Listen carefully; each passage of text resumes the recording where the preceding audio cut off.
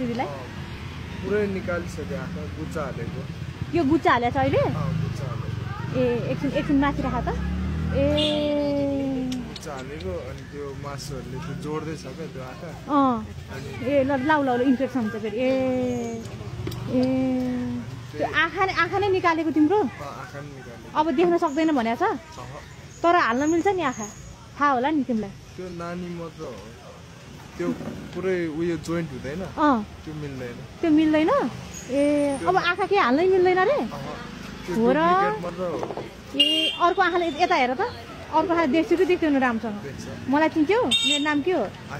ए ल चिन्या रहेछ गान्छाले मेसेज गरेको थिएँ क्या अनि भिडियोहरु त देखेको थिएँ त्यसपछि अनि किन मेसेज कसैले सहयोग किन नदिएको तिमीलाई ल दिदीले ल्याएको थियो सहयोग पुग्दो है यो डाँफे स्पोर्ट क्लब भन्ने अमृत अर्याल जीले क्यानाडाबाट 2,07,000 पैसा पठाइदिनु भएको छ तपाईँलाई यहाँ है देख्छौ होला नि डाँफे स्पोर्ट क्लब अमृत अर्याल क्यानाडाबाट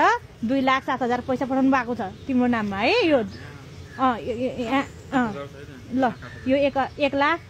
यो 2 लाख अनि यहाँ चाहिँ 8,000 8,000 बनाइदिएछ भाइले है त 2,08,000 छ यो पैसा दिएर नदेखाउनु धेरै अनि लैहाल्नु यो सहयोग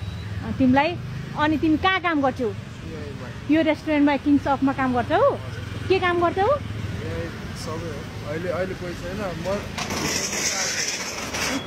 के भन्नुभयो हिजो मात्रै आउनु भएको तिमीले रेस्ट गर्नुपर्छ कान्छा अहिले काम गर्नपट्टि नलाग केही यो 2 लाख पैसाले केही पनि हुन्छ केही दिनलाई तिमीलाई केही दिन होइन केही महिनालाई पुग्छ तिमीलाई बुझ्यौ नि अनि तिमी कहाँ रुम हो यहीँ बस्ने यहीँ उ गर्ने